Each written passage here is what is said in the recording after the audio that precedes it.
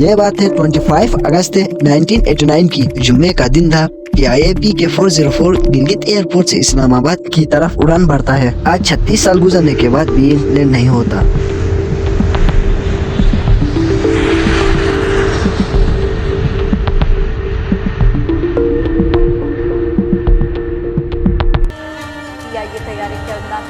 उड़ान भरने के कुछ ही देर बाद CIA का तैयारा हादसे गिलगित से उड़ान भरने वाले प्यारे PK-404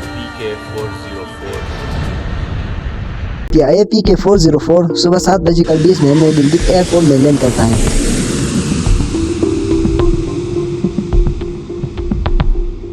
तकरीबन 15 मिनट के वक्फे के बाद दोबारा इस्लामाबाद रवाने के लिए रनवे पे उतरता है। 49 मुसाफिर और इनमें 2 अमेरिकन भी शामिल थे जो इन दिनों गिलगित बल्तिस्तान में घूमने के लिए आए थे, और 5 क्रू मेंबर शामिल थे। इनमें flight captain Zubair, second captain एहसान आफ्ताब, फर्स्ट स्टूवर्ड मोहम्मद मकसूद और खालिद जुबैर, और एयर होस्टेस खतीजा हबीब शामिल है। 7:36 में गिलगित एयरपोर्ट से उड़ान भरता है। उड़ान भरने के 7 मिनट बाद यानी 7:41 में कंट्रोल टावर इस्लामाबाद को एक कॉल मौसूल होती है, जिसमें फ्लाइट कैप्टन जुबैर मुखातिब होते हैं और उन्हें बताते हैं कि PK-404 गिलगित के गाँव बोंजी के ऊपर से उड़ान भर रहा है और तमाम मुसाफिर खैरियत से है। ये वो आखिरी मैसेज था जो इस जहाज से दिया गया था।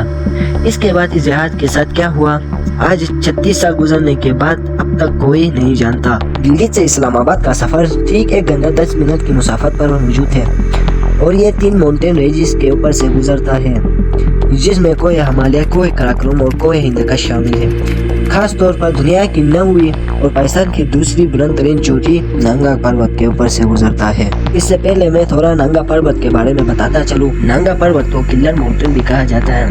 दुनिया की 9वीं और पाकिस्तान की दूसरी बुलंद तरीन चोटी है, जिसकी लंबाई 8126 मीटर ग्राउंड सी लेवल है। PK-404 उड़ान भरने की 6 मिनट बाद अचानक गायब होता है।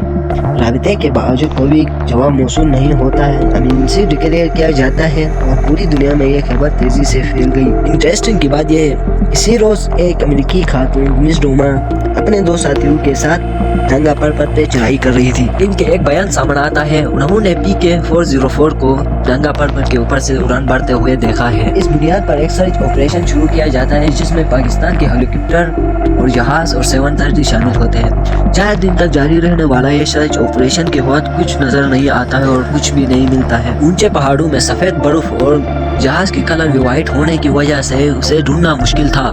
4 दिन के बाद एक लैंड सर्च ऑपरेशन का आगाज किया जाता है। इस सर्च ऑपरेशन को मेजर शेर अली लीड करते हैं और उन्हें आर्मी हेलीकॉप्टर के जरिए नंगा पर्वत बेस कैंप में उतारा जाता है, और उन्हें यह टास्क दिया जाता है कि उन्हें 8 किलोमीटर जहाज के मलबे को ढूंढा जाए।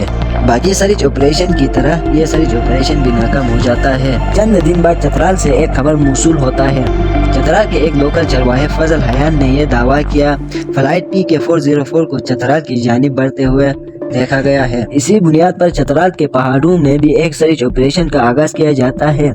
कई दिनों तक जारी रहने वाली यह सर्च ऑपरेशन भी बाकियों की तरह नाकाम होता है। इसी दौरान यह बात भी सामने आ गई, इसी जहाज को हाईजैक करके अफगानिस्तान ले जाया गया है, लेकिन इसी बात का भी कोई सबूत मौजूद नहीं थी। कई महीनों तक जारी रहने वाली यह सर्च ऑपरेशन नाकाम होती है और गवर्नमेंट ये ऐलान करती है को हिमालय की ऊंची पहाड़ों में जहाज क्रैश डिक्लेयर किया जाता है और 54 मुसाफिरों को डेड डिक्लेयर किया जाता है।